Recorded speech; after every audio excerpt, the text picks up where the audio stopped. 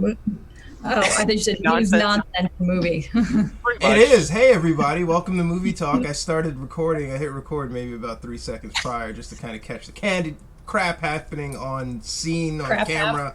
Yeah. This is Movie Talk, and we are welcome. I'm Warren, this is Aaron, and we're joined by two illustrious guests, actually owners of the channel and the studio we occupy to play.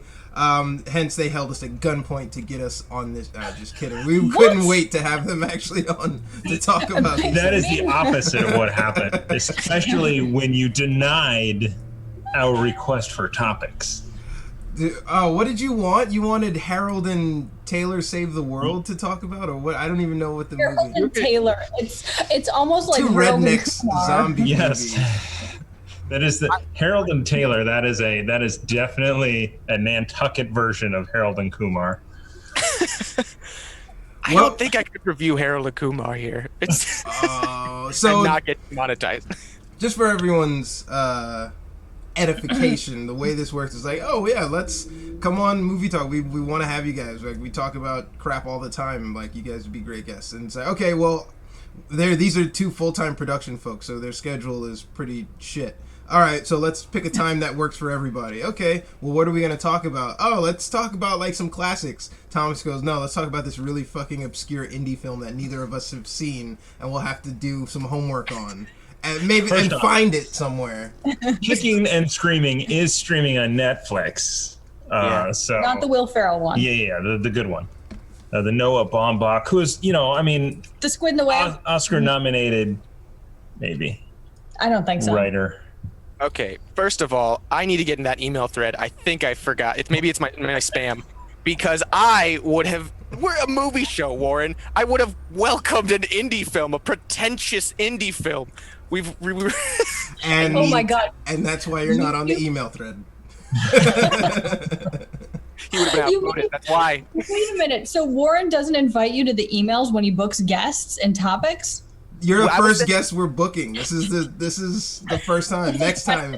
And the email thread was for something completely irrelated, so I just kind of piggybacked off it. Anyway, all right. I've got Facebook messages to both of you guys who they've gone on unread.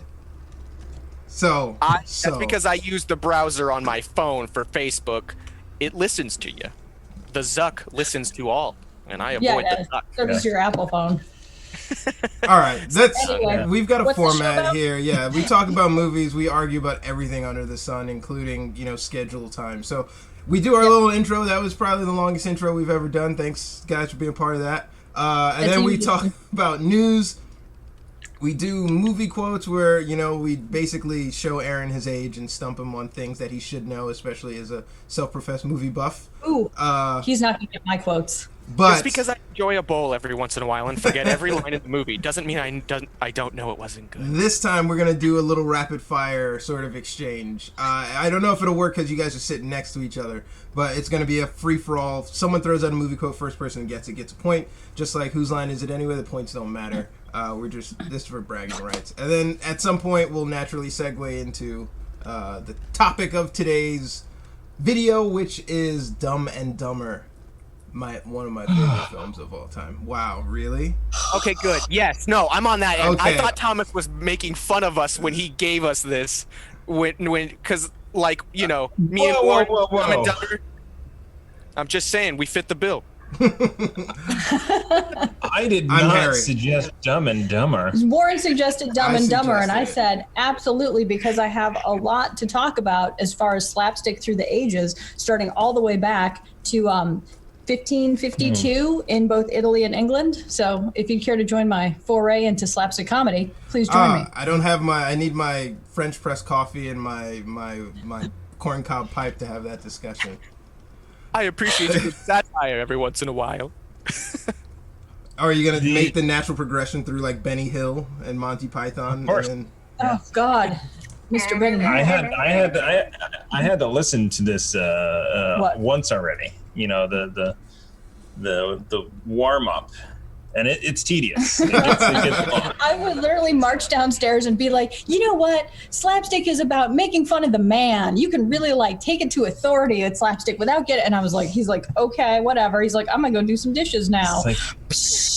We're all about the slow burn here, so if you would bless us with that recap, we would love to hear it.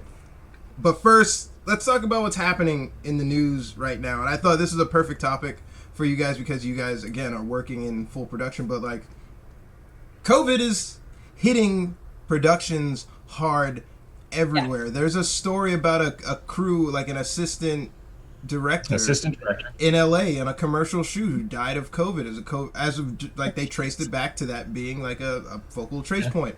Robin Pattinson has gotten COVID-19. I'm sorry, who? Well, how do Robin Pattinson? Robert Pattinson. Yeah, the Bat. Well, he's the Batman. No, part of Robin. And fucking Twilight. He will always be Edward Cullen. Like, he can't crawl out from under that. No. Vampires can become bats. No. Harry Potter. No. The indie film that we saw at Slam Dance. We saw it at Slam Dance with the director, right? So he's... What was the name of that film? Is that the Australian one where he plays like a...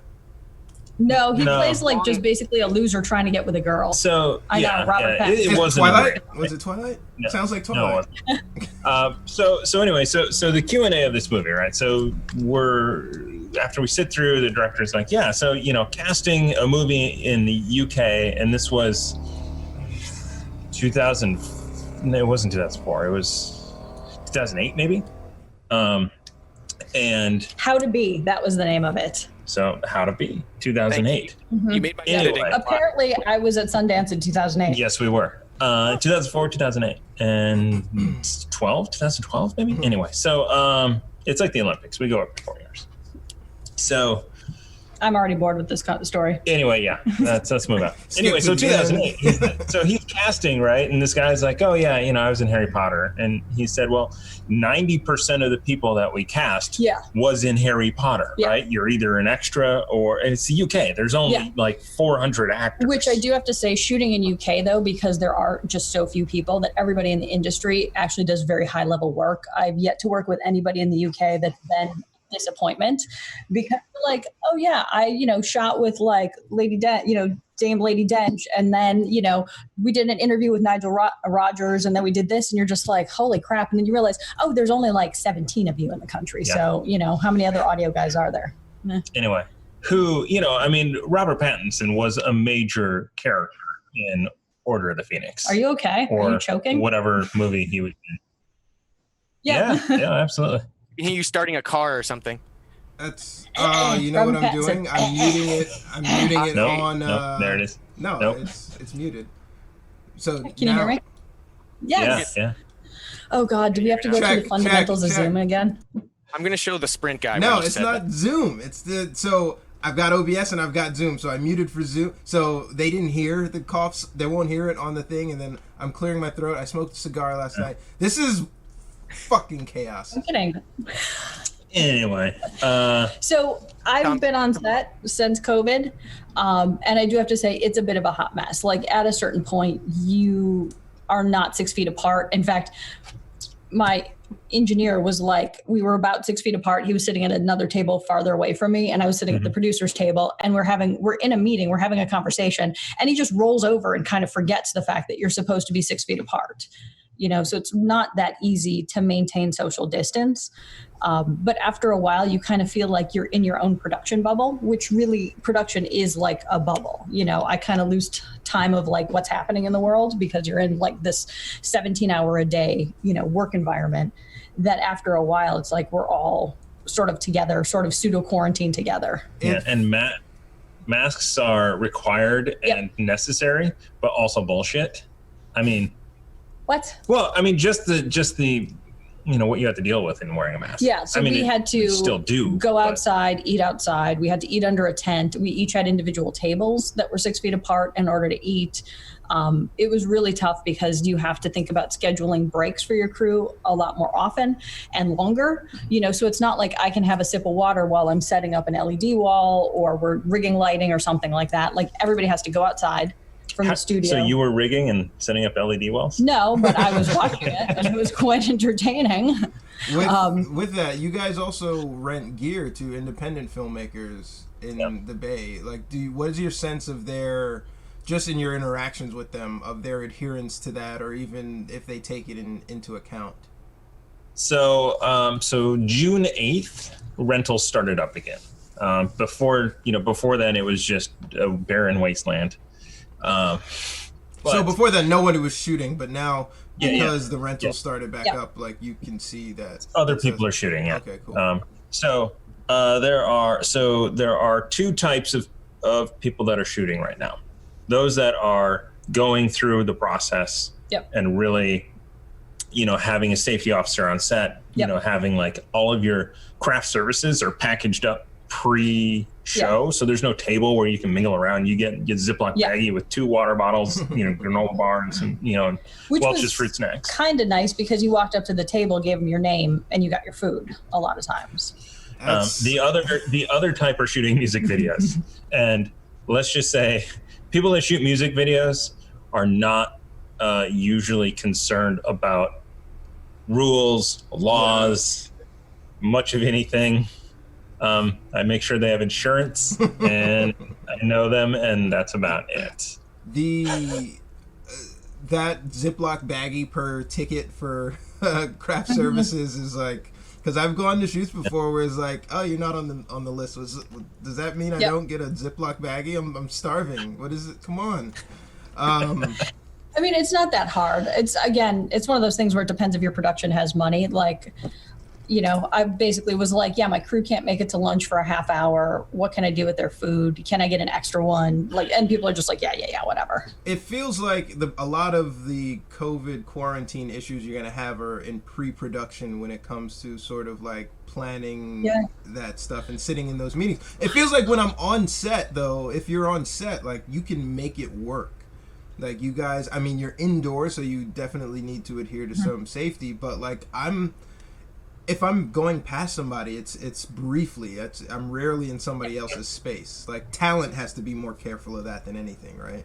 Yeah, that was one of the more stringent rules. Is that when talent was on set, we had wristbands for who could be on set and who couldn't be on set. So if you weren't needed, like the number of people physically on set was reduced dramatically. So you got like a black wristband, and then the talent was the only one who was not allowed to have a mask on at any time, which was really hard for lip sync. I mean, to get lip sync, you're like, I can't do any lip sync until the talent actually arrives. Yeah.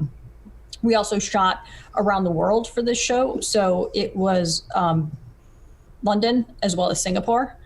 And so Singapore, like they all have bizarre rules where I'm asking to get lip sync from these guys. And I'm just like, is it okay for you to take off your mask? Because everybody around the world also has different level of rules. Singapore? I don't know. Is there somebody with a cane just waiting for someone to... I was a little scared. Wow.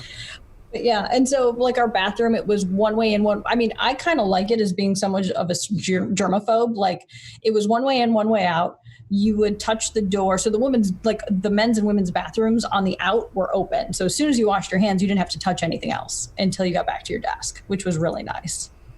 There was like traffic patterns and, everybody had plexi between them and stuff. I assume that your productions didn't have day of COVID testing like the Batman one did. Or do you think, which I thought was weird. Do you think that they tracked down the source of that shoot, the Agent Zero? Who knows? I mean, I think that goes to the CDC. But they did do, while we were on set, between setup and between production, they did a COVID test. And I was like, well, that's a little too late. Yeah, I was like, isn't it kind of late now? But we were on set, we were talking about the fact that like, if you COVID test before, it takes how many days to get it back, and you could pick it up in between those 3 days or whatever for the fast test. 3 days. And there's a number of people that are on my production groups, they test and they don't hear anything for 10 days. Like the shoot's well and over. Yeah. So it's just... I'm sorry, Aaron, I cut you off. Oh yeah, no, I was just about to ask, like, where do you feel was the safest experience you've had? I don't know, or the quickest out of everywhere you went? What do you mean? I don't know, like with their procedures, like on keeping the crew safe during. So we've got pretty stringent ones at Google, and we've worked out. We benefit from the technology, but we've worked out various remote present points where you only really need one person to operate, and everyone else is sort of dialing in. Now that induces some potential risk, and then you have to also account for like the latency factor of that. But it's working out really well. But again, not everybody's going to have that luxury. Well, and that goes to the fact that the show that I was on was CEO level. So it was the CEO wanted to be in room and speak to an audience. So it was in light of the fact that I think they may have seen the Apple, announcement where, you do have to shoot people on green screen, period. Somebody has to physically be there to shoot people on green screen. Mm-hmm. Our everyday productions that we literally have up to 10 productions a day. Sometimes those are 100% virtual. Nobody goes in. So, we've worked out where everybody just dials in. Nobody physically has to be there to do an entire production. And that's been my productions over the past month and a half have all been, I'm in the studio, in the control room, right? And everybody else is coming in virtual. Yeah.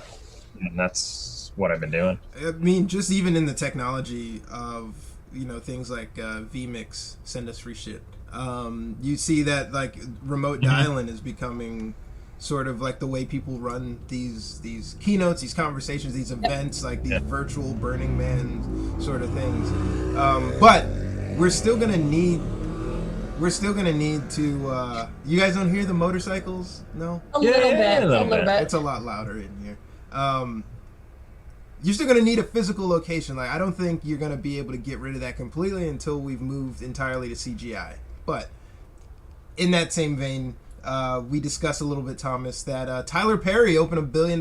He's a billionaire, but he's got a massive studio in Atlanta. If you were going to open your studio post-COVID now, what's the first thing you do? How do you build that out? We're not going to waste time talking about Tyler Perry, but we're going to use his example. I know you're a big fan. All right. We're going to use his example. I'm a fan. Fan of the man. Yeah. Sure. Yeah, no, he's a mobile not genius. so much. The man, the myth, the Medea. If I'm going to open a studio, it's going to be an all Unreal Engine LED wall. I was about to studio. say, I'm kind of really down with the LED walls right now. Just like the Mandalorian shot. Yeah, the Mandalorian. Yeah. I would also do one entire wall of just roll-up door. Gotta have it. So you'd be like, "Oh, we're outside. We're not inside. We're outside. It's the same as a tent." But with a big roll-up door, you could have some craft maker Burning Man person build something in Stockton and then just 18 wheel it onto the set. Here's the hull of the Titanic I built for you. Yeah. Oh. Well, that's 3210 or whatever it is now these days. I don't know if you guys have been up to San Rafael where they literally shot part of Titanic, the small models. And when I say small models, these things are the size of a room. Yeah. Model size. Kerner, they used to be Kerner Optical, which used to be ILM. So when ILM went all digital, the physical models went to Kerner, and then eventually they went bankrupt, and there's a lot of shady crap that happened with that. I went to Sundance with them year. as well. Anyway, so then I don't know who bought all of that, but that's the 3210 studio, which I actually just heard that they've just installed an LED wall the Good for them. So your your Unreal Engine investment is an investment in the future. It's not a hobbyist thing. You're the industry is going this way. No. I need to learn how to get on board. And in fact, I forgot we should have gone on a tour because again, some of the production companies that we work with that do props, lighting, builds, set builds, AV rentals and stuff like that. Set builds and things like that. They also converted their warehouse space into an LED wall, and now they're shooting a lot of corporate mid-shot stuff just on LED walls. So it's 3 exits down the freeway from here. How much would that cost? I don't know. I'd have to ask. But. So an LED wall depends on how big, right? Everything is depends on how big. The back wall that you're staring across at. So 18 feet across. So really 20 by 8 feet tall. Let's just say that. about 60 grand in LED panels. But that's to buy, not to rent. That's to buy, yeah. That's to buy. But then you have a controller. Now with the new NVIDIA 3090, probably that wall would run on one graphics card, so you don't need quadros. So anyway, yeah. Meanwhile, Aaron and I are like, what? No, I got it. I have. So not only have I priced it out, I tracked it. Nothing. I'm fine. If I had $60,000, I think that would be fucking amazing. What is that? But we know people who have $60,000 who invest in things like this. I was gonna say, what kind of, like, if you were to just be able turnaround time thrown away, plop that LED wall on the back, when you could probably you think you'd book a full calendar of shoots almost immediately? I don't think so. I think it's just like I'm starting to actually see it because of COVID now. So I'm seeing more people use LED walls because of COVID, not changing their little studio sets. Practical studios were literally in play up until like 2 or 3 months ago. But there are a lot of LED studios popping up right now. Yep. Like I think in every major production city, you're going to see at least one. So Chicago will have at least one. Atlanta's probably going to have 2 or 3. Yeah. LA, they're popping up a lot down there. Up here, we've got one already. Do you know of anything else that's used it besides The Mandalorian, like in a bigger, not that's been released. I mean, there's been a number of things where they've used it for small parts, but nothing on the scale of 60% or 70% of this is all shot on an LED studio. They've used some of that for some of this corporate work, somebody standing in front of something that's clearly a fake backdrop, but it seems like there's no way to sort of fake it, and the LED wall only really works well, even if it's a small shoot, if the space is big, right? Because you have to be you're limited in that room as to how far the camera can go back, the depth of that. Yeah. And that's the issue. And in fact, that was what we had like an entire tech day, and we talked about, those are some important things that you talk about, like camera and shipping your cameras, or if you're not on studio cameras, if you're just working with like a regular camera, how to essentially dial your camera in properly so that the LEDs aren't strobing, if the LEDs are too bright. So we were having complete discussions with Singapore about how bright is your LED wall? And they're like, we're at 60%. They're like, we can't go to 100 because the space is too small. And, you've blown out the LED wall compared to the lighting of the person. So there's a huge discussion, not only that, about getting your cameras far enough back so that you're not seeing the little lights, that it becomes one continuous picture. Well, that's why you don't shoot on broadcast cameras. Well, yeah. Shouldn't. Well, shoot on broadcast cameras. I was working Larger. on an IO before I realized that this was a big thing or a trend to see, and I remember seeing in the test stream the little the dot. I could clearly see the spacing almost mesh-esque. And I just thought it was cool aesthetic, and then the AV guys were like, it's not. Sorry, we gotta fix it. It's not supposed to look like that. Okay. And that's so there's with LED specifically, you have pitch, right? So it's the size of the dot and the spacing of the dot. Too big and it's obviously an LED wall. Yeah. Too small and you get more A patterns. So there's a sweet spot in there, and it also depends on your size of your space, how close you are. Yep. So if you have a huge space and you're further back, you can have bigger bigger LEDs, which are cheaper. If you're a small space, you got to be closer. It's going to be more expensive because you need smaller pitch LEDs. Aaron, can you superimpose the more you know? No. Okay. I'll try and on the LED wall. Yeah. What was cool about our shoot too is that we had AR as well. So it was a corporate shoot, and we integrated AR with the LED walls, and so they had the cat from that. From what? Paula Abdul video. No so way. Cisco dancing with. No, so That's there really was cool. They should bring him back. If not. So what they were doing is trying to imitate what we would do in Vegas. So we would go and we would be at the MGM Grand. A bunch of people trying to like put flyers of naked women in your face? No, it wasn't like that. Vegas is not like that. Yeah, it is. Yeah, it totally is. there was like 2 years in there where they outlawed that, and it was like the greatest experience walking conventions. Down the street. You're like, oh my god, I'm not being harassed. The guy's flipping them and is like trying to hand it to you, and then like during the day you're on your phone and you're looking down in the background and you like see these littered sort of mangled homages to the decadency of Las Vegas. Anyway, we did talent lower thirds, kind of like on an angle. So they were floating in space essentially. And then a couple of the videos were not on the LED wall itself, but were like between two presenters. So if we had two presenters, they were on two stages that were completely opposite. And so you kind of had to like, you know what I mean? And then you had like this enormous crane essentially, or gym shot that would come in and sort of come between the two. And that you would see the fact that they were putting in space like a video playback between them. And then you would punch into full video kind of thing. So, I mean, it was sparing.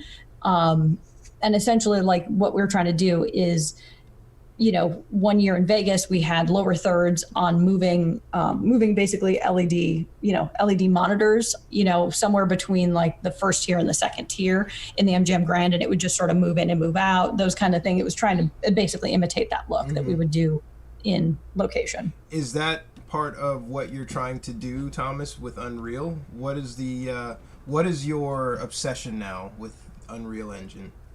So, so the obsession is let's talk about why we started the channel to begin with. And it wasn't to play Dungeons and Dragons. I mean, that's, Sorry, that's Aaron. part of it. But so, Geek and Sundry was a huge inspiration for us to start, right? And, Geek and Sundry, they started with shorts, with web series. And, we've been a part of a number of different web series out there, a number of different pitches, some that were completed,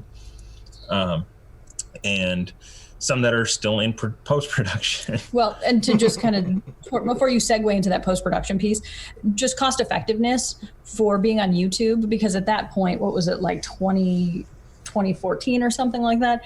Again, YouTube, you were making a lot more money, but you think about the fact that to shoot something short is $25,000. Like, how can you recoup those expenses on YouTube? You can't you have to have funding. There's no way. Even your YouTube channel has to have funding. You can't make it through subscriptions. You're definitely right about the ROI in the short term, but I would like challenge the fact that the conventional idea that you need $25K to do that.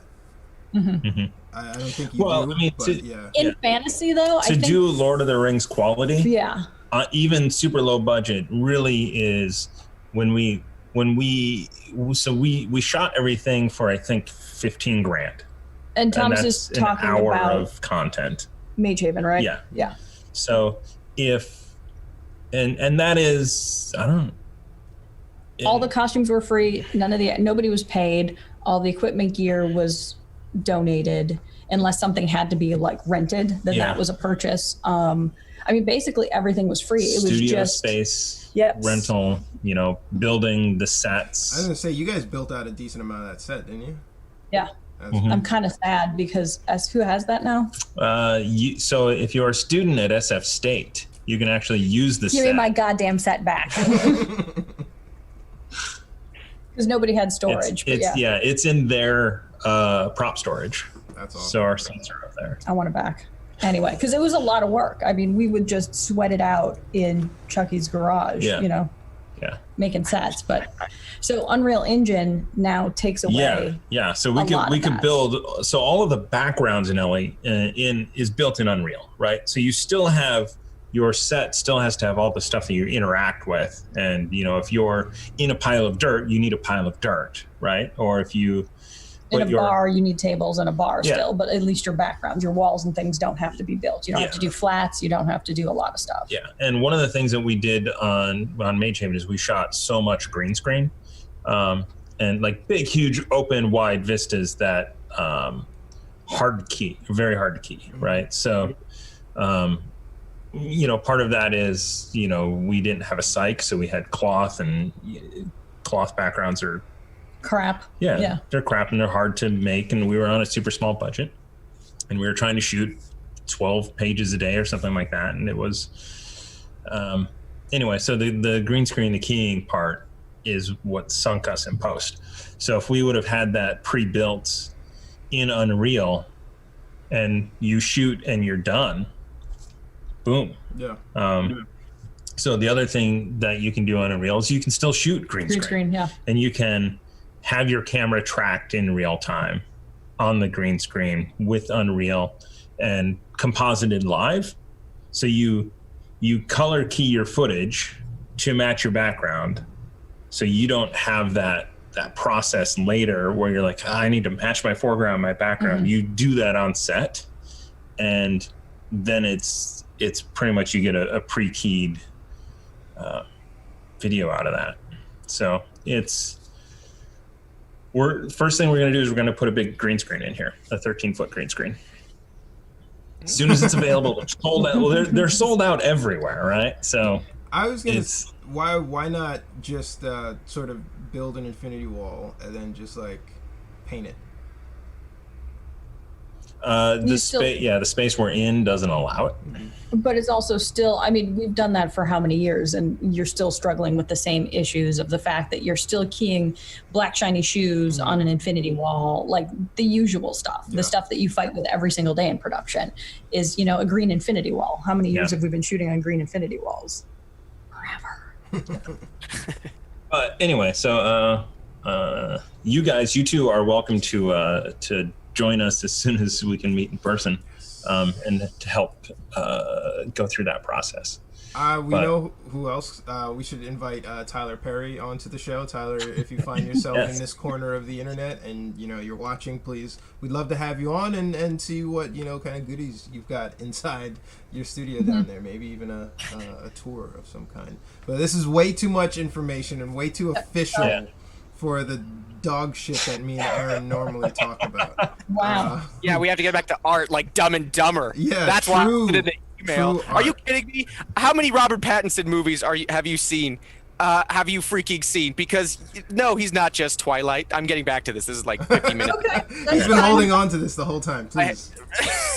Continue. I've got his IMDb up. Order of the Phoenix. Let It Be. Let It Be. He's in Let It Be. Good Time in the Lighthouse. Those are two amazing films that just came out like recently that he got maybe I'm mainly screaming at Warren. What about Tenet? Who isn't going to see Tenet? I'll see Tenet. But I'm giving him absolute shit. I think he's a great person, and I think also he picks great projects. I have not seen any of those, but I do want to see them. But I'm not going to go out of my way to watch a Robert Pattinson film. If I'm at a film festival, it's like, this cool little indie thing is coming up and starring Robert Pattinson. I'm like, what else is playing? That's basically what I'm like. We have a podcast. Yeah. Okay. So what? Oh, God. What? Are we getting into next segment? All right, yeah. Aim pushing us through. Typical producer fashion. We're going on to next segment. And this is where the big scrolling marquee for movie quotes, Aaron's going to put it in post, appears on screen. Boom. All right. So the way this is going to work, usually me and Aaron trade jabs about movies that we've seen and things that he hasn't seen. And it's just me and him. We're just yelling at each other saying, why don't you know this? You should know this. You're stupid for not knowing this. But in this one, we're just going to start with one person, and we are going to just fire them away, and the first person to get it gets a point. Stop looking at her screen. You're cheating already. But yeah, that's...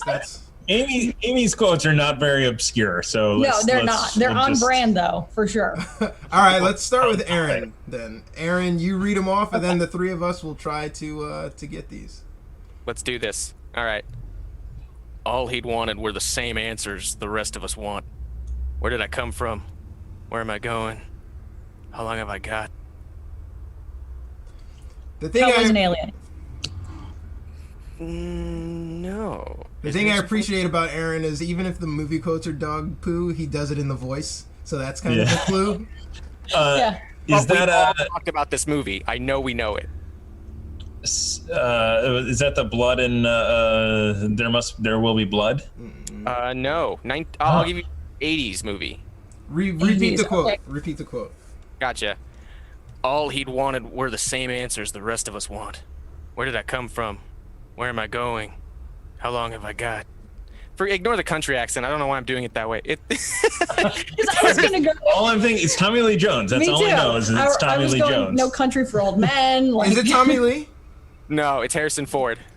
I I knew it was like. I don't know it. want to say Clear and Present Danger. I don't know. No. 2 tap outs. Amy, you want to guess Yeah, or no? I'm out. I have no idea because I was just random guessing then. Blade Runner and the cut. That's open the movie. That hurts. Yeah, it does. That Well, first off, which Blade Runner, right? the original. He said 80, so He it's said OG. 80. Yeah. But that's the like 86. voiceover wasn't in the original Blade Runner. They added that later. Yes, but Amy, I remember talking. She liked that director's cut. I know you've both seen it. I do. I very much like it because it sort of helps somebody who hasn't seen or hasn't read. So they like the Electric Sheep one.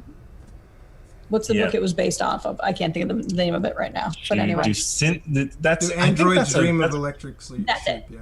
Thomas was going to go with synths. No, I was like, I think that's a Carbon 2185 module. Yeah, no, that's why I named it that way. I named them all after.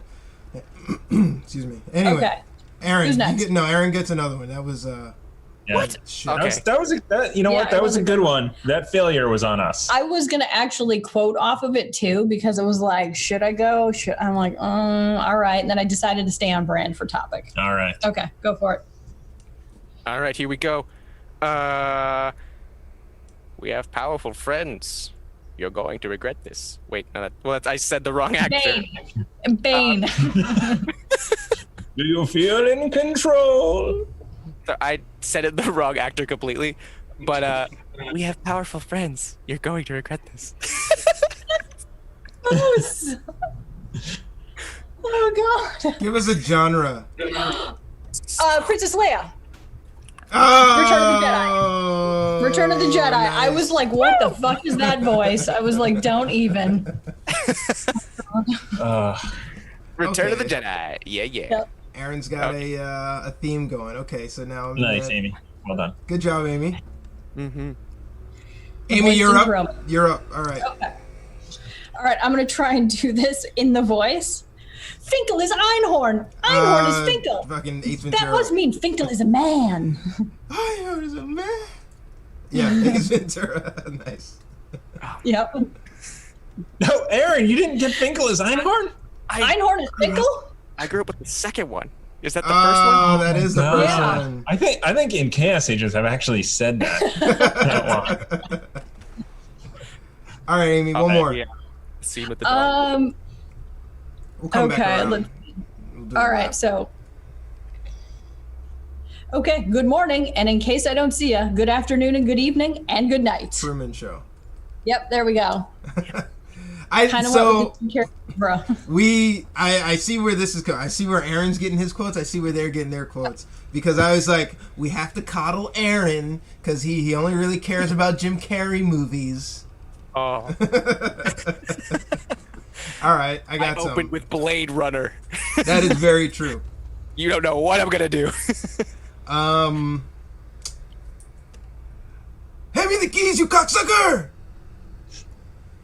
That's like Tuesday. What are you talking about? Give me the keys. Say it again. That's oh God, I know the movie. I know. Same. Name the actor at least. Benicio del Toro. Hand me the keys, you Oh, cocksucker! yeah. Usual Suspects. Hey, Yeah. there we go. Oh, here's a good quote. Here's a good quote. I had a guy's finger in my asshole this tonight. That's a great quote. You No, paused. well, That's also Tuesday. no. That's Benicio del Toro. He's like, I had a finger in my guy's asshole this morning. And then Kevin McDonald. Not Kevin McDonald. Anyway, that's a totally different person. He's like, what is it, Friday already? Anyway. All right. Who's next? I got one. All right. Oh my God. Don't smoke cigars. You know what I like about high school chicks? I get older. Oh. They stay. Dazed Oh, and dazed and confused. There we All go. right. All right. All right, Thomas, you're up. All right, I gotta read this just because it's involved. Oh fuck! It's a monologue. No. Yeah. Okay, I'll skip it. I'll do a different. No, Okay. we accept monologues. Just do it in the voice. We've done this in an episode. You have to do it in the voice. Yeah. Well, the problem is finding the voice of this actor. I did Palpatine as Princess Leia. I think you're good. I'm gonna do this one. This one's a little bit different. Here it is. Bratislava. Capital of Slovakia. Oh, here's a fun fact. You made out with your sister. Don't even tell me that's Eurotrip. Yeah, fuck. She beat me by like a half second. Is it? Yes. Oh, criminy. That little like Hitler Youth kid was great. Happening in the background. So here's another one. So I tell the swan donkey to sock it before I give her the trunchie in the tradesman entrance and have her lick me yarbles. What? Oh. Wow, you guys have a completely different level of swearing over here. Dude. Oh, no. Oh, okay. That second quote is a key. Shit. Fuck. You're not still on Eurotrip, are you? Yeah, all my quotes are gonna be from Europe. Oh, dude, come on. I was gonna jokingly say that because I bookmarked it for later. Okay, I have one. Okay. Sink, you fool! You're never gonna get this. It's Think you fool! Think you fool! League of Extraordinary Gentlemen. Young Frankenstein? no. Let me know when I can jump in. Please. You can jump in. SLC Punk Matthew Lillard was with in Matthew it. Lillard. No. They steal a car and a little Austrian guy he drives it into the Salt Lake to ditch the car. And doesn't understand that it The floats. salinity, it floats. So he's just yelling at it, going, "Think you fool!" Nope. SLC Punk? Yeah, it's an awesome movie. Aaron, you got some more? Sundance one. Yeah. I think I would remember the hair. I don't remember that at all. The poster is some dude with the blue hair in that SLC. Yeah, Bob. Is that Keanu? Mm-mm. Oh, okay. It looked like it's a blurry picture. Yeah. All right, I got a quote. Your clothes. Give them to me now. Terminator. Come on. Oh, now it's too easy. Now these are pitches. Let's try. Yes. Wait. Jump back. Are you kidding me? Dancing is against the law? Footloose. Yeah, I was going to say, it can't be Footloose. It's that. It is. Is it the Kevin Bacon one, though? Or is it? Okay.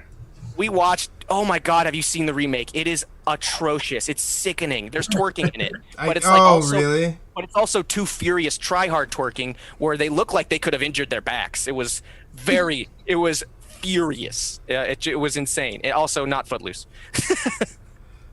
Okay. All right. Here we go. I'm up. Okay. All right. No, you can't skip me. Okay. You guys ready? Rolling with the homies.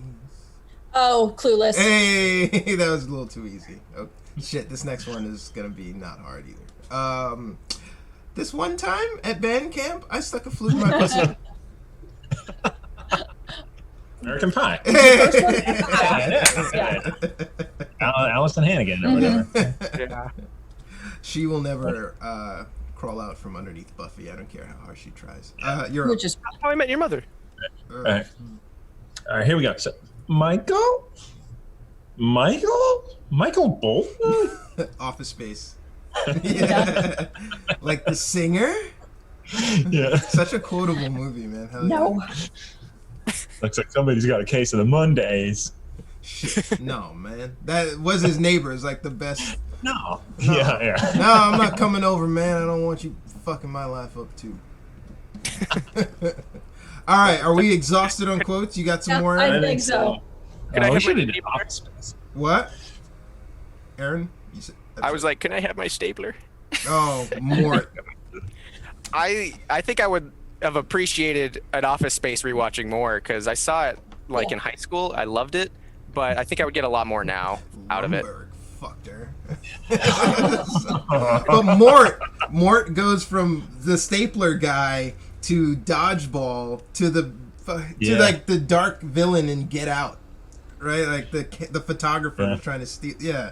He's also in Barry. We're talking about the same stapler guy, right? Yeah. Yeah. Love that guy. Good. It's a good show. What he's not in, what he should have been in, Dumb and Dumber. Right, I was right around the same time, peeking around. You know, Dumb and Dumber. It's kind of the Farrelly brothers. Farley brothers. They use the same actors almost all the time, and they're like Northeast actors. So when they're doing a film, good luck if you're not directly involved with that circle of friends. Yeah, but for a while that was the whole Matt Damon, what's his name, Jason Mewes, Ben Affleck, and Matt Damon and Jason Mewes. What movie were they in together? But Clerks. What's his name? Who made Kevin Clerks? Smith. Yeah, it's a Kevin Smith oeuvre. It's all that Northeast sort of 90s actor. Bleh. Yeah, Kevin Smith is Jersey. Okay. Whatever. Wait, what movie? Okay, Kevin Smith and Matt Damon? Not together, but that. Actually, they were in the movie together. Which one? Jay and Silent Bob Strike Back. Dogma. That was it. He was in Dogma because and Matt Damon was in the airport. Don't ask me why. I can't remember that. He was an angel, fallen angel. Yeah. Okay. That was such a weird. Bought it. Dumb and Dumber is dumber. You don't like than any other movie I've seen. Was it a choice? Wait. So I've seen it. When it first came out. Actually, me and my mom snuck into the movie to see it, so I saw it in theaters. It was great. Well, I'm glad you didn't pay. Oh my god, my mom, oddly enough, said the same thing. But I was having the time of my life, and it became one of my classic fucking favorite films.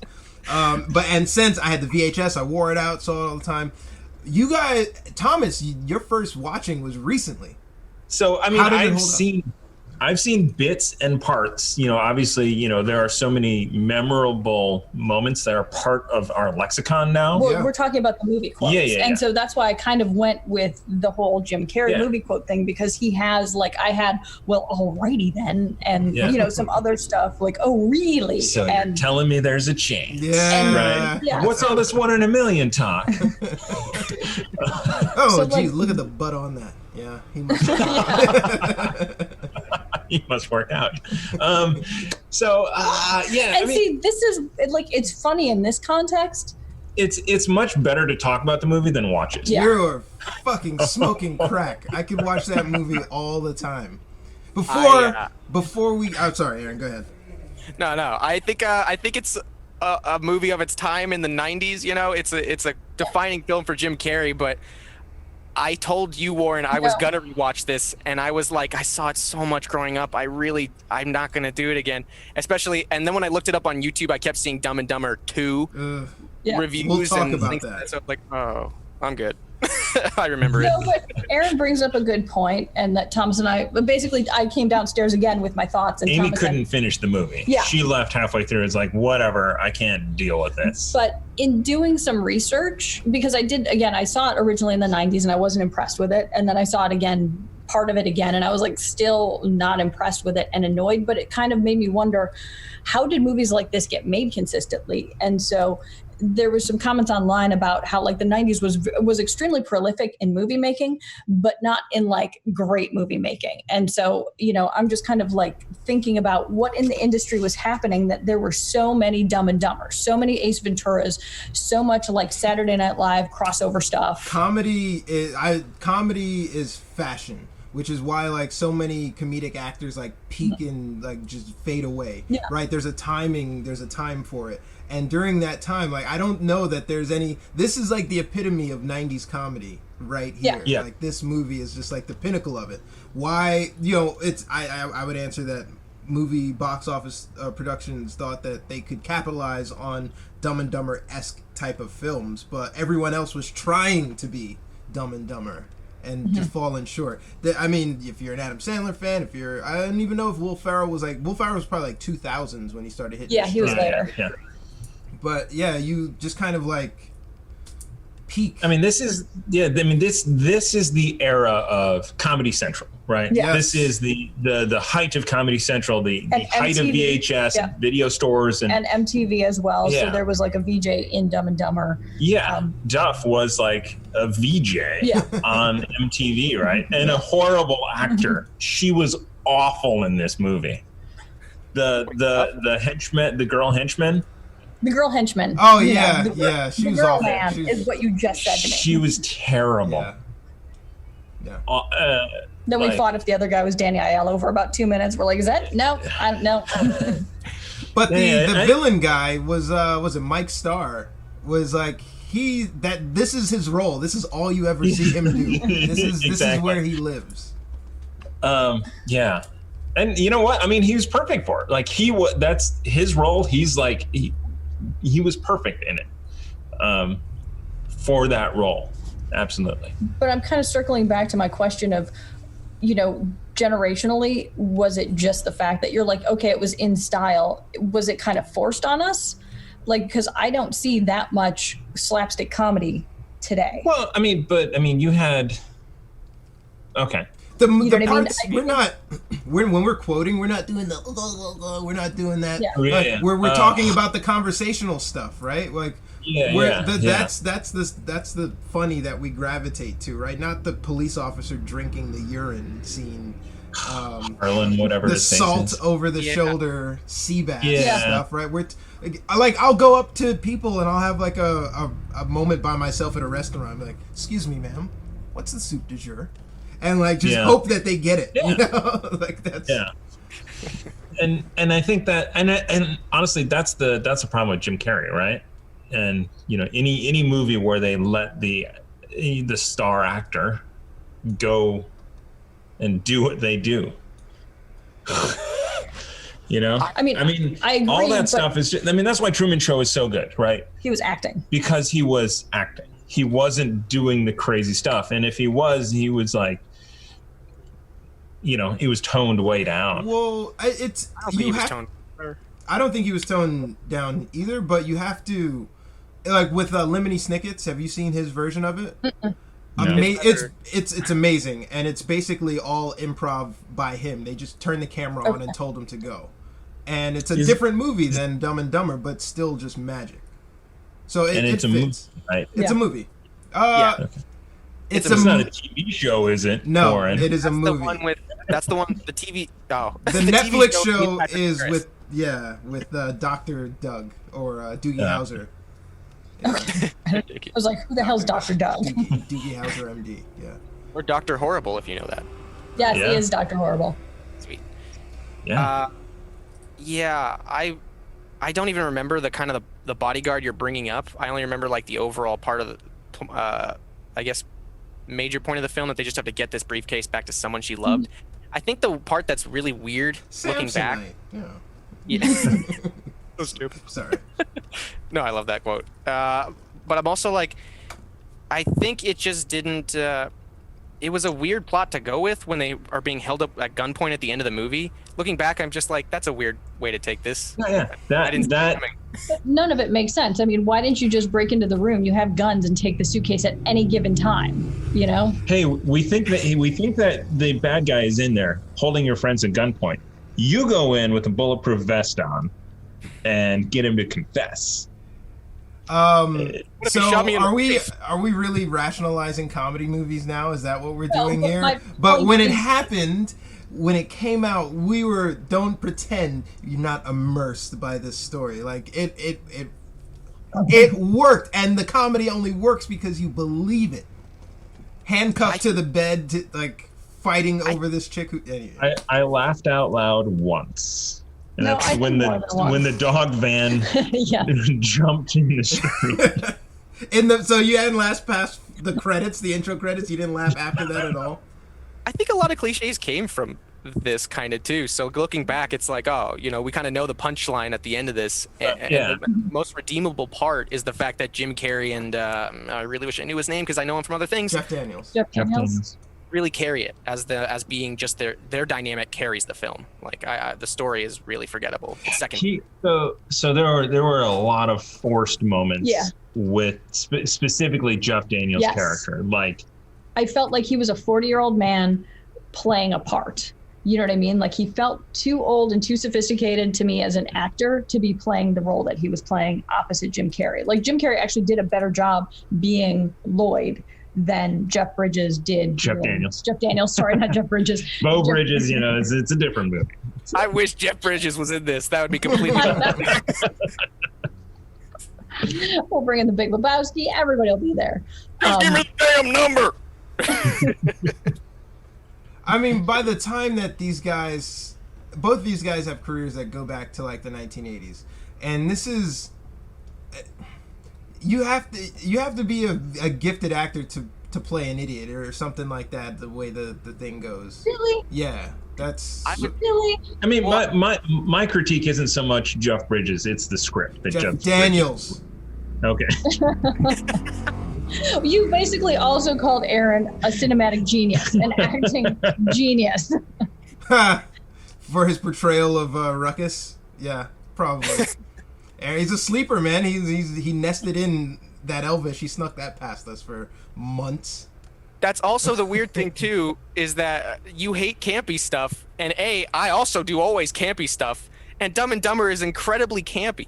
It's a period, man. I've outgrown it, but like it has a nostalgic. When I frame it, like I'm instantly viewing it through a 12-year-old's eyes. I am not watching it at 36. And that's the key. That what I was getting back to the Jeff Daniels, not Bridges, issue is that he feels like a 40-year-old man playing a 12-year-old. I mean, Lloyd and Harry are 12-year-olds. But they're in adult bodies. I mean, and that's what makes them dumb. I mean, who else has a slap fight except like you and your sister at 12, you know? Yeah. And so when you go into that nostalgic period, I'm assuming that's what takes you to the fact that it becomes acceptable. I kind of want to push back against the idea that this is like purely driven by the slapstick humor when all of the quotable moments, none of which come from the slapstick parts. Well, this is what I...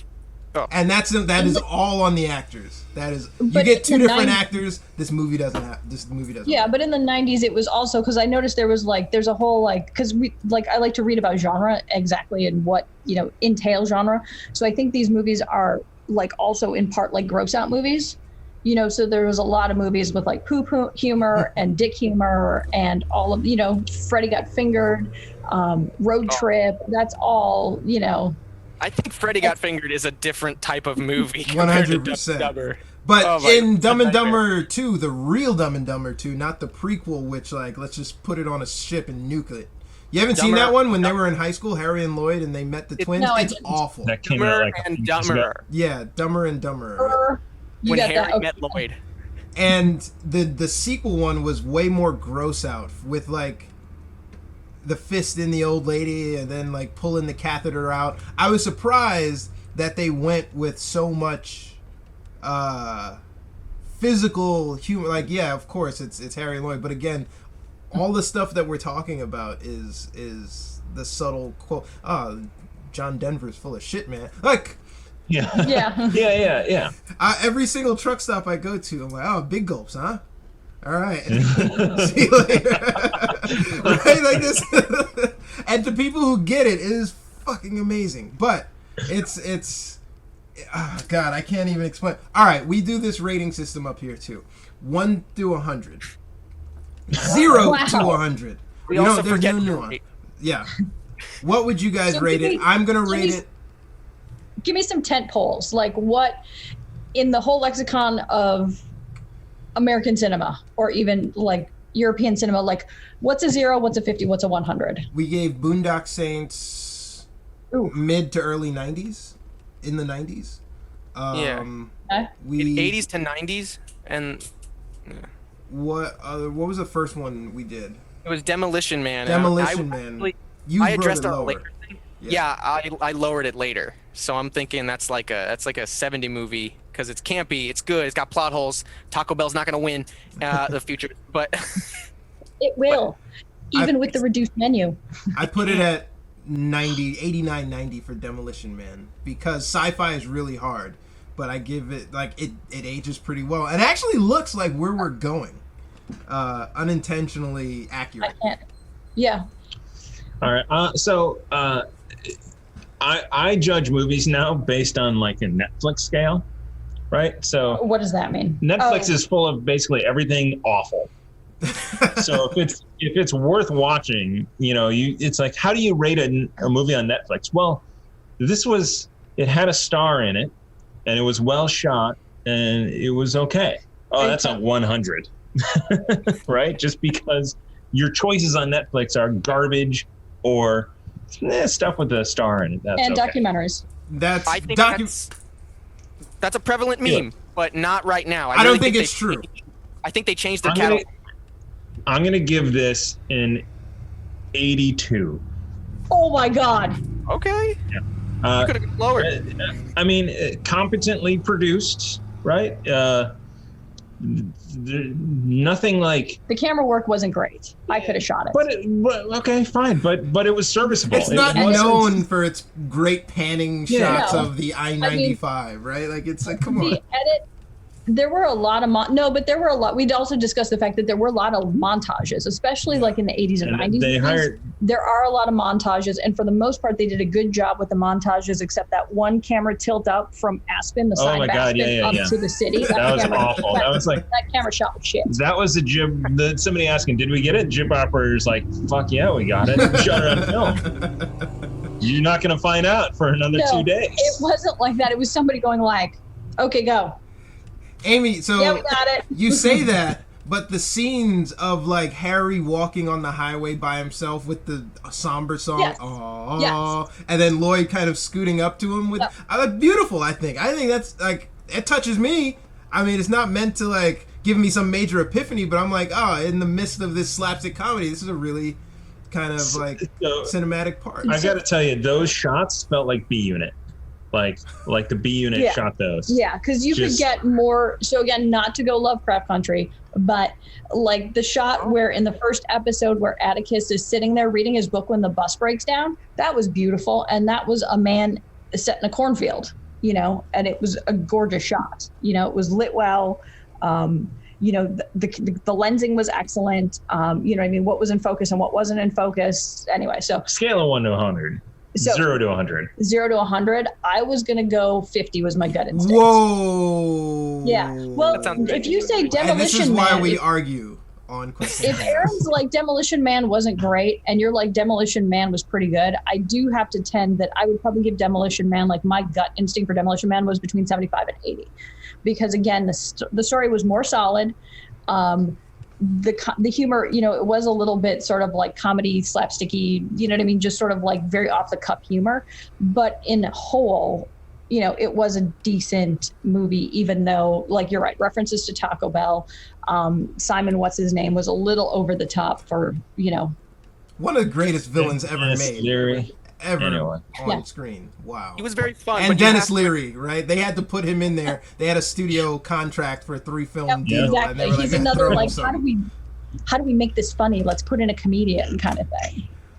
But yeah, based on all those levels, you're right. B Unit camera work, marginally decent script that was thrown together.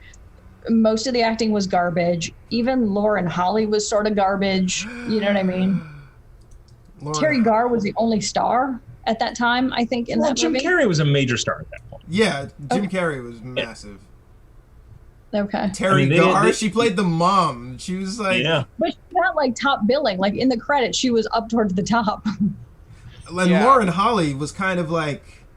Well, she had existed, and she kind of just like wafted upwards. Yeah, like this movie was big for her. Yeah, that was her breakout movie. Yeah.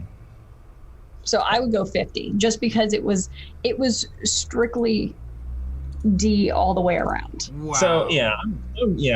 So there were I said my piece. Aaron, save us. What do you got? It's not going to help. I can't love every movie I've ever loved. I based movies on how well I could still like get absorbed into them, and how much what takes me out of the movie. CGI takes me out of a movie, but it doesn't kill the story, sometimes. That quick side note: Gods of Egypt is terrible, but watch it drunk. It's great. Told you that. Yeah, I was like, I couldn't follow the plot to save my life. There isn't one, and but with this, I thought there was a couple scenes going back where the scene where he's in the bathroom with the dude who's about to beat the crap out of him. Cam Neely, Boston Bruins. Yeah. First, he wasn't about to beat the crap out of him. He was about to do something else with the crap in him. I mean, what kind of obviously that scene isn't going to work today, right? You can't have something that homophobic.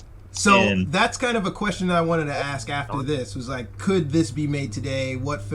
So absolutely right. I don't think a lot of the comedy in there you could not do today. I think you can most of it. That one thing probably, that, yeah. Really, I think everything else held up. And looking at Lauren Holly's butt. So wait a minute though. I was thinking about that when he hugged her and he had it lifted the thing. It's like, it probably wouldn't fly. Even the joke of look at the butt on that, like kind of homophobic fucking undertones to it. Why is it funny? Because you think he's talking about the chick, but he's talking about the dude. Yeah, but he's not doing it but he's not doing it in any like offensive or it's condescending if you think. But here's the thing, it just comes out so genuinely from him. It doesn't feel like it's supposed to be like derogatory. No matter like it was like that's a compliment. That is a fine shaped posterior. We've talked about this, but stupid though, Aaron. I think our cultural moment has gone to the point to where like in a read or like an edit of the script, like that scene is on the chopping block, right? That might not even make it into the film. Because I think that scene is innocent enough to make it in. I think some of the other stuff. Here's the thing: as a producer, I would, if we had to cut time or budget, I would be like, "That's got to go." Because what did the scene do? Did it nothing? Did it advance? Yeah, did it advance the understanding of your character? Did it set anything up for a later interaction? Like, did those people repeat someplace where you're like, "I need to know these characters because he's going to turn out to be Chuck Norris or something," which would have made that awesome. So again, that was just a throwaway scene. That was legitimately an entire scene for a joke to throw away. I felt like they were just trying to get over an hour. They were trying to get over the 90-minute mark with that stuff. Yeah, hey, Aaron, you gotta have an opinion, right? Yeah, no, I agree. That's fair. I agree. Because there's a lot of iconic scenes that when I think back are like, oh wait, there's a lot of fart jokes in this. The one with the lighter, the one where Daniels poops in the toilet for like a ton, really hard, and he's like, I gotta fix the toilet now. I pooped in it. I would have to say that pooping in the toilet is a plot device. Like he had to be stuck in the toilet in order for Lauren Holly in order for him to come in later. And what was the other one that you mentioned? The fart jokes. Like I think that whole dream sequence with the lighter in the butt. I cannot believe I'm saying this. Being trapped in the toilet is a plot device. It probably, I'm willing to take those more so than just the butt one, because the butt one did nothing where that sort of like, look at how I'm integrating into society and growing and like, just that fantasy feel of it. Like she's going to be mine. Like you get that understanding. Like that one I'm 50-50 on, but being trapped in the toilet or. I feel like the butt one cut it before the lighter part. The butt one set the tone for Aspen, which has always been this magical sort of like Snow Bunny-esque sort of villa place where people go and like the beautiful women and they flock like the salmon of Capistrano sort of reference, and that kind of sets that up, right? Like that's, I don't know, I would have fought for that, but again, I also think like half of this movie is gone if you shoot it in 2020. But Aaron, you didn't give us your number. What's your number? Yeah, give us a number. I'm saying 80. It's a good one, but nostalgia holds up. Their performances hold up a lot for me.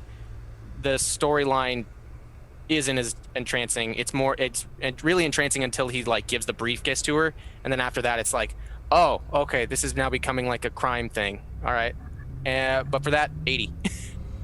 Well, I wonder if the pitch was, like two idiots stop a kidnapping, right? And then it went to something completely different. Or was it pitched as a road trip movie? I mean, it is a road trip movie. 50-50. It's a 50% road trip movie. It's a 50% like kidnap movie. Jim Carrey's off the high of The Mask and Ace Ventura, and so is Jeff Daniels doing something great at the time. I don't know. And this is fundamentally, this is different than The Mask and Ace Ventura. Not Ace. It's kind of shades of Ace Ventura, but it for sure. Man, it holds up. It's still it's still part of our lexicon, right? Like it is definitely. It doesn't. There's nothing that shows its age there. And that's, I think, the value. I think it's that's how we started the conversation, is the fact that the value is the quotable lines, not the movie itself. You know, so you could literally, I mean, I feel like this movie is the equivalent of a trailer. Like, just give me the quotable lines, just clip it. So if how do you have the quotable lines out of context? How do you have the quotable lines without the movie? How that we landed on the moon, right? Like, of course we did, Warren. What the fuck are you talking about? But it's only funny because of the context of Dumb and Dumber. You have to watch. If we had one of those, is it? I would challenge you that do those quotes as a meme and see like if people who have never seen Dumb and Dumber would use them. I would say that like 90% of the people walking this earth have probably seen Dumb and Dumber. I'm gonna make a bold. I feel like there's a poll. I had to spend $3.99 to watch it. That's why I just watched the trailer, which is why that's hilarious you said that, because I remembered everything off of it. Except for the bodyguard. I don't know who that was. But oh my god! All right, it holds up, and it's okay. Yeah, I'm gonna give it a 90. I feel bad because I put it at the same level as Demolition Man. I should probably lower Demolition Man a little bit, but I'm gonna give it an even 90. Boondock Saints was like 93, 94 or something. Didn't I? And it's just as good as Dumb and Dumber. For different reasons, Aaron. Oh, are you judging me, Mr. We're just going to verses. Do you guys average these things out? So is Amy's 50 just gonna like weigh this average way down? No, we're just gonna put Amy's 50 in a box and never talk about it again. Dragging down the average of every movie. This is, you remember when like back in the day you would have, actually Seinfeld made it an episode where like you have sort of tastemakers in VHS is like, oh, this is Warren's picks. These are Aaron's picks. These are Amy's picks. It's like, that Warren guy, he's onto something. Or like people would go and watch the movies based on the suggestion of like the person who worked there saying it's a good film. Like, oh, that Thomas the last one he recommended was pretty good. So this is kind of going to be that same vein. Okay. Amy said Dumb and Dumber was a 50. I thought it was fucking hysterical. She didn't know what she's talking about. Or Warren said Demolition Man was a 90. It fucking sucked. I'm not going to listen to him on action. So that's kind of how... Really quick question. So to get my comedy up to like a 90 or a 95, I would say Hot Fuzz. Oh my God. Hot Fuzz is 100. Yeah. Absolutely 100. It'd be higher if it could be. Now that I'm thinking about it, I'm surprised we didn't talk about that. But Hot Fuzz is pretty good. But really? Yeah. Such a discrepancy between they're kind of like the same sort of movie. What are you talking about? Jim Carrey and Simon Pegg are like, they're both lovable idiots, but that's like a gross understatement of like Simon Pegg and and Hot Fuzz. So there was the scene where the drunk guy's peeing on the fountain. They're British. Their comedy is smart. They're British. They're smart humor and fucking this and that. You suffer from that. Nick Frost, No, dude, you guys are fucking nuts. Why is The Office being rewatched a million times? Because the best parts of humor are in the subtleties, like the interactions, the human elements between the characters, and I think Hot Fuzz did a little more with its world building and its humor character interaction as well, and with Dumb and Dumber, it just felt like the best character interactions were them, Swanson, and what is your 90s? Bad guy. I don't know the bad guy. Thomas, give me you said Hot Fuzz 100. You can't steal Amy's choice. Give me another one. And we're talking comedy because I don't think it's fair to compare Boondock Saints to like. No. I mean, you could, as far as if you had like specific things like camera work, script, plot holes, acting, directing, like Oscar level stuff versus just, I feel like these are a little bit looser. So I guess my rating hinges a lot on like, I'm going to walk away from this and continue to think about this film, or like, if it's a completely forgettable film, I'm going to put it in the 60s or 50s, even if it's like shot well. But like rewatchability, like which is kind of why Signs I think is a great film, but like you can really only watch it once, so it doesn't really climb up that high. But like classics, like meaning like I can put it on and watch it. That's why I rate it in the 90s. But give me a 90s one, Thomas. I mean, Ghostbusters would be. That's a good choice. Up there. And that is a massive. Like, I wish that I had seen that when I was younger. It still has some sexist issues, like with some of the script writing in the beginning. I would have to rewatch it specifically, but I remember watching it again not too long ago because I was like on a Halloween like anything with ghosts binge, and I was like, oh, Ghostbusters, that's gonna be great, and I remember going, ooh, that might be problematic today. The whole gatekeeper keymaster thing is like not really cool. That subplot didn't really work for me at all. I liked the four Ghostbusters like really figuring it out before they got there. Janine, I would think, is like a feminist hero now. Like she was like way ahead of her time. Right. I don't. Speaking out of turn, that was like an upward inflection question for Amy, but I don't. I would, if I was to put her, I would say you could take Janine from Ghostbusters then and put her in 2020, and she kills it. Yeah, I mean, isn't her character also the same even in the cartoons? Yeah. Who's the actress again? That's a good. Kind of. Annie Potts. That's it. Huh?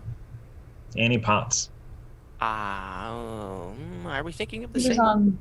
Designing Women. Yes, that's she's on a TV. Sorry, we're not talking to Designing Women. My grandma loved that show. Yeah, that's what I'm saying. Golden Girls, right up there. All right. Thomas, you didn't answer. What's your 90s? I did Ghostbusters. Okay. I think that's a fair one. Obviously, I've got a massive, weird love of Eurotrip. Mostly because of the song. Honestly, almost entirely because of the song. Scotty doesn't know. Classic. Matt Damon again. Just always coming back to this. And then the fact that throughout the movie you hear different versions of the song, like it's growing in popularity. His friends start singing it. That's great. Yeah. But at the end, he becomes Pope. I mean, it's just like it's such a great. Dumb movie. That storyline is founded in somewhat reality, right? That entire fucking. I don't understand the bias against Dumb and Dumber. Honestly, it's so silly. But everyone's opinion. Very similar, right? I mean, that very similar. He does. It's this road trip of he's gonna go and find this, woman that he loves. Except for in Eurotrip, it's there's some sort of balance, like back and forth. Like Mika. It's literally the same movie. Scotty? Not that you say it like that. It's literally the same movie. But you know what? Eurotrip doesn't have Jim Carrey in it. So 10 points better just from that. All right. Well, here's the last question of the day. If you put a movie on and you're not immersed and you're not watching it, right? Like you're not focused on it, are you really watching it? No. Aaron? You piece of crap. Yeah. I edit for you, and you disregard my taste. So, if you haven't watched a movie, listeners, watchers, whatever, if you haven't watched it sitting down, focused, eyes front, you do not have the right to talk about it or critique it. But that's sort of like your barrier for entry in terms of giving it feedback. You've sat there and you've watched it. I watched it in the background, like, we can't have a conversation about it. No, you do not. I would also one up that and say that if you are serious about movies or watching movies, that I would do it. There is some aspect to watching something in the theater, or at least creating a home environment that is very theater-like, because again, it's like things were shot, I think, for the most part, to be on a big screen, to be fully immersive, and to not be distracted by other things. And so we used our COVID money to buy a new TV. There you go, to buy a really nice TV. But we sat there and actually looked at how dark the blacks are, like what the color, saturation is and things like that. So that when you're looking at something the way the director and the cinematographer intended it to be, so that the experience is different. And I kind of I let movies be on dub because I used to watch subtitles and I was like, you know what I can't do? Read and see. Ooh. When clients ask me for the CNC corporate video, I was like, you either want to hear them or you want to read it. You can't do both at the same time. So what do you want to do? Do you want to watch this movie or do you want to read some subtitles? So even if the dub is bad or whatever, I'm still going to listen to it and watch what you're putting before me, because you miss so many of the subtleties. And again, not to go back into Lovecraft, but you know what I mean? There is so much symbolism regarding, like in that third episode where Letty is Dracula. Just going to drop that there and let you guys think about it. But there's she's a coming lot back of from the dead. other symbolism that I caught on, and not with that one specifically. But I 100% agree with your point. Like, even if I'm glued on a plane watching a movie on this, I get a different takeaway than if I'm in a home theater and VR or immersed in sort of the environment that was meant to be consumed. I 100% agree.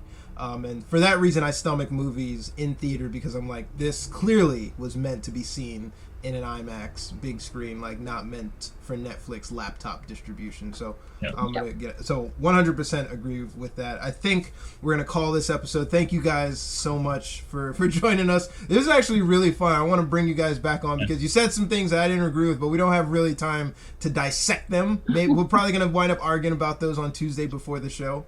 What's up? I'm going to defend one last point before we head out. Okay. Some movies you can watch in the background. Demolition Man, Dumb and Dumber, those are background. Nope. Parasite, Lighthouse, those are front ground. What? Parasite, okay, Lighthouse. I thought you were going to say Parasite's background. I was like, what? No. Yeah, front ground, foreground is Parasite. And Euro Trip, I'll give that. And then, what's the other one? You know, Dumb and Dumber's not... Boondock Saints, you put on the background? That's the foreground. You can only watch a movie in the background after you've seen it one time through. That is it. Okay, so what would be our assignment, Aaron? If we had to watch something in the background, what would it be? So give me a movie. Well, Euro Trip is you watch that shit in the background for sure. Okay, all right, I'll try that. I'll try that and see how it feels, if I'm missing any subtleties by the filmmaker. Any CW show. Oh, I don't know about that. TV. Yeah, go in the background. CW is for me. CW is not for you guys. Like, my sister and I watch CW shows. Like, we watch Salem. We watch all this shit. And we're like, oh my God, did you see? I don't want to watch Lucifer only because it's on CW. Lucifer and Constantine. But I would love to watch it. I would love to watch it. I've seen enough that I've needed to see via YouTube clips. I will not give them my business. Anyway. Warren and Aaron, thank you for having us on. It was a lot of fun. Look at this wrap up. Wrap it up, B. We're getting out of here. All right. Thank you guys so much. Make sure you catch us Monday, Tuesdays, Saturdays, all the days of Quest of Chaos on Twitch. And also like, subscribe, podcast thing. Yep. All the stuff. And give us Patreon donations. Patreon. Hit us up on Patreon.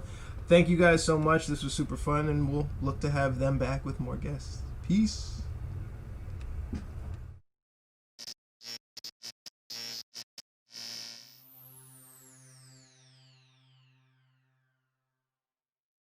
Hello, everyone, and welcome to the Untitled Podcast. This is episode 14. You needed one less finger.